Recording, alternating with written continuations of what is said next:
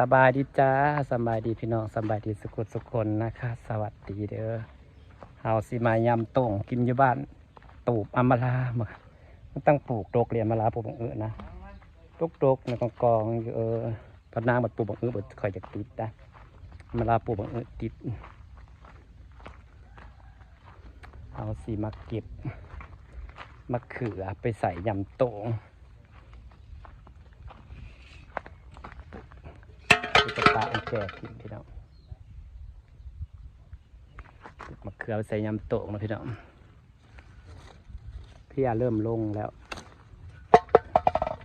พี่ยาลงแล้วไปใส่ออกวันนี้เก็บมะเขือใส่ยำโต้งกัน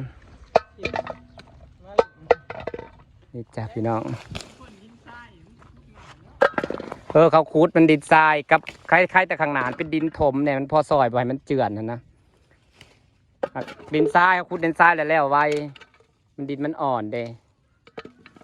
คนนี้ไม่แต่ดินทรายอยู่เฮือนเอื่อยนะเก็บมะเขือใส่ยำโต่งพี่น้องดกตลอดเลยมะเขือนี่เจ้าของน่ะปะให้เหี่ยวว่าเพื่อนบ่มักกินผักอำมาลามันเอาลากคนหมักปลูกก็จริงนั่นบ่หมักกินผักปานใดเด้บ่คือพันลาน่ะหมักกินผักพี่น้องมาเฝ้ากันไว้ว่าสิเฮ็ดยำโต่งหลายแต่โดนแล้วแหละมื้อนี้ก็เลยแบบถืออาสาซื้อมาเฮ็ดเลยจ้ายังกำลังคิดอยู่ว่าอยากปล่อยปลาทับทิมกับปลานิ้นเพราะว่าน้ำมันสิใสแต่ว่ามันสิเห็นปลาลอยเป็นปลาทับทิมปัดสีอันน่ะเด้สีทองมันก็งามเด้ครองโปรดมาแล้วแข็งเสร็จยำโต่งกินปะเผ็ดยำโต่งพี่โอซีมือนะขอป้าหมูนี่นะสิพาสิขาเป็ดอำลาบ่ว่าขาเป็ดกินบ่ไปปักจอบมังกี้กับแพ็ก400กินผู้เดียวเป็นยังอิ่มแบบสะใจแห้งไปกันอีกครับมังเศร้าเหมือนกันไปเบิกกันอีกครับแล้วก็ได้กินทุเรียนผู้บักใหญ่ก็ยังบ่อิ่มปักจอบซื้ออีกแพ็ก400อิ่มมาทลอยมาชิมอีกวันนี้กินทุเรียนเบิดมือ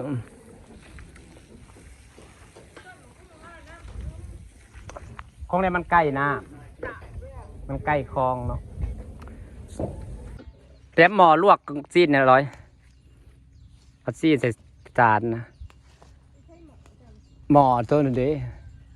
หม้อกระทะไปใส่ซะเราจะกินยำโต่งนะคะสลอยบะออยก็อยู่พี่น้องกินน้ำกันบริกินโดนละยำโต่งนี่อยากลอยได้ยำสูกินได้ลอยละพาแห่งเด็ดแห่งงามขันบดเด็ดมันจะกูดเด้อก็ว่าอะไรอำมาลาบ่ค่อยมักกินผัก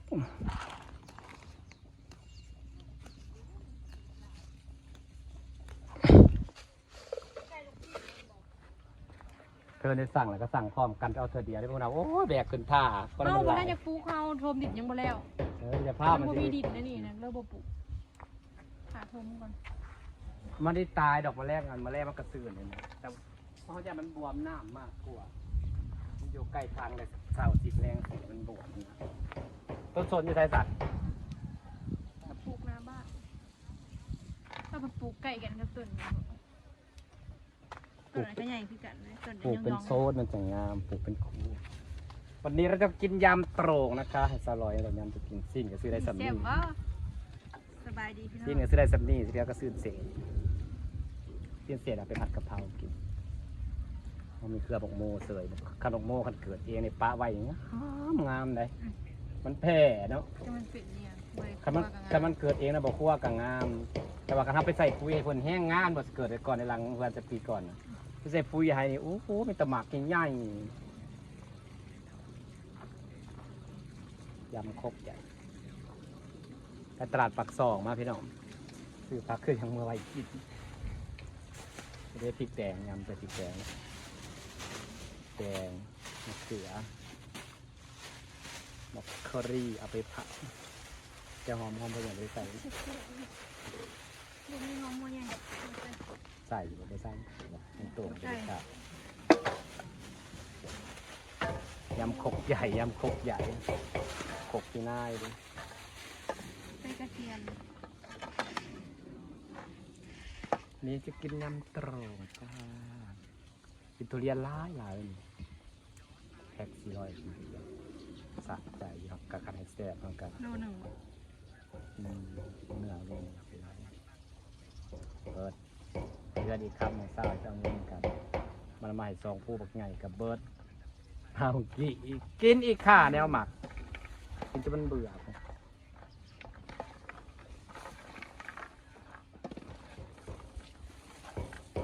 มันลาแล้วเป็นกดผัก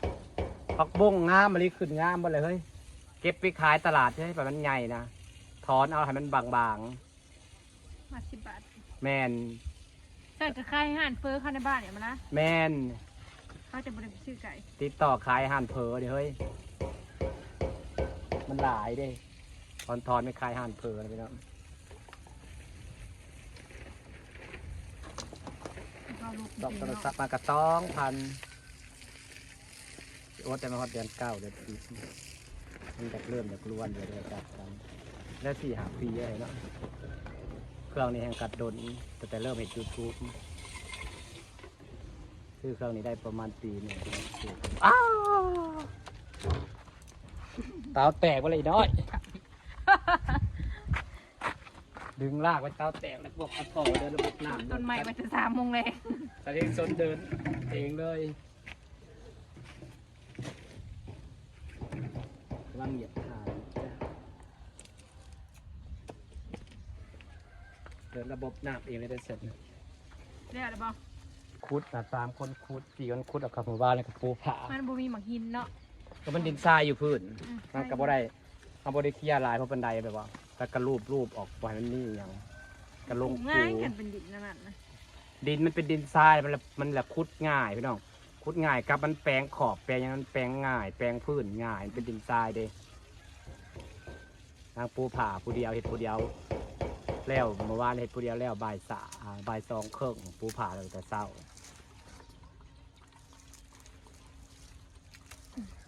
นี่แต่ถาหาเนี่ยมาปลูกนะหาเนี่ยบ้านสั่งหญ้าอยู่ปลูกอย่างน้อยๆรอบๆนะมันเขียวบนได้ปลูกต้นไม้กับ พวก ปลูก คายแผ่นเท่าไหร่ แผ่นละเม็ดกะเล่ละ15,000 กีบเม็ดกะเล่15,000 กีบเม็ดกะเล่1กับ2 แผ่น2 แผ่น15,000 กีบ ก็ซื้ออยู่ พอซื้ออยู่ยังพอซื้อ คือ นะ ไทยในแผ่น17 บาทตัว ไทยแพงกว่าทำแล้ว 3 ขาดจัดส่งอีกแพงแค่ต้องขาดส่งลาวก็แพงต้องขาดส่งอย่างน้อยๆแล้วขึ้นมาสีเขียวงามไปต้องกับ1มันขึ้นมาครับปลูกเป็นแผ่นอยู่แล้วมันสิเห็ดให้เขาเคลียร์พื้นที่เราปลูกแล้วก็สิบ่มีหญ้าบ้านเฮาขึ้นมารบกวนนั่นเองถ้าปลูกเป็นหญ้าไทยเป๊ะปลูกเป็นจุ๊บๆแล้วหญ้าบ้านเฮาขึ้นถมบ่ไหวเนาะก็เลยซื้อเป็นแผ่นเอาเพราะว่าคลองใส่ไก่คันมีหญ้าเขียวๆตามรอบขอบมันว่าเฮาเป็นน้ำใสนะลาปลาลอยเห็นปลาชัดเจนเห็นชัดเจนมันก็สิงามเป็นวิวงาม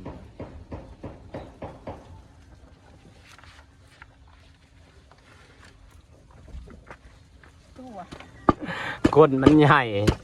กดบ่จอบเนาะ แม่นก้นมันบดจอมก้นมันคนมันใส่ใหญ่ดิยามมีงานเนี่ยขักคือดอกคนหลุ่ๆรถนี่ใหญ่แห้งอะไรโคกข้านสมตำน้อยกว่านี้เนาะกล้าสมตำส่วนใหญ่เขาจะใส่แต่โคกไม้มันจะบดแตก ใส่โคกปูนมันแตกหลายยังกระคุกเข่ากันง่ายยำเสียโคกนะโอ้กะปิปุ๊บบักไงม่วงดียาวได้สิพออีน้อยพออยู่ดอก มันจะบริกินใช่ไหมพี่ เพราะว่ายำโตมันต้องเน้นกะปินะห้านนี้มีกะปิป่าวะ นี่ ซื้อกะปิก่อนเด้อยำโต่งสาวร้อยจ้าคืมฟ้าคืมฝนทางบ้าน ชิมกันเลยใส่มะนาวอีกก่อน ไม่สมดิ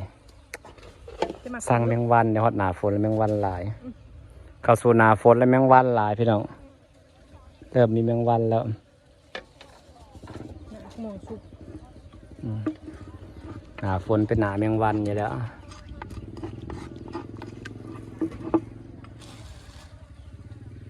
ชิมเก่งอะ ยำคาโขกอะไรมันขัก เครื่องเยอะๆยำโต่งมันต้องใส่เครื่องหลายๆไปเนาะ ใส่เบิร์ดนี่ ตัวเนี้ยใส่แต่ตัวหั่นนั่นแหละบลายพูดตัววะพอกัน มะเขือก่อน สิลายโพดอันนี้คือยำโต่งนะคะเสียบเดี๋ยวพี่น้องยำใส่กะปิ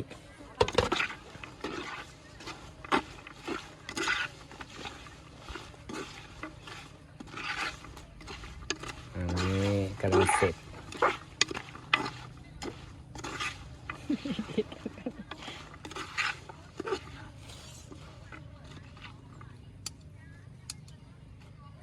แซ่บปะไม่ได้กินโดนนะเดี๋ยวจากมือจะเห็ดเลือดแปลงก็น่าจะกินเลือดแปลงเพราะได้ก็อยากกินเลือดแปลง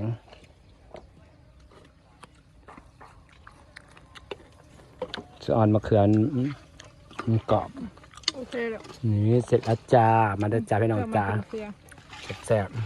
ๆใส่บะโดนมะเขือตีซันนะ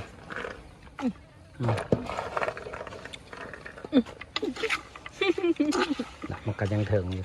แล้วบ่ฮดกระซังสิโต๊กไอรีได้นี่ผมมาจักเถื่อเพิ่นหาแต่ฝนบนโต๊ะจักเถื่อจนน้ำมันสิบ่มีไส้แล้วพี่น้องเอ้ยน้ำมันไอ้นี่จ้าพี่น้องมากินยำโต่งนะจ้าเยอะๆจ้า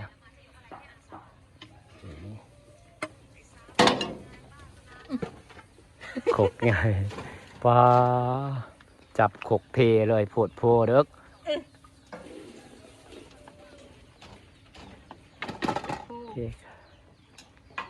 ยำเสร็จแล้วมากินกันเอาเวลามากิน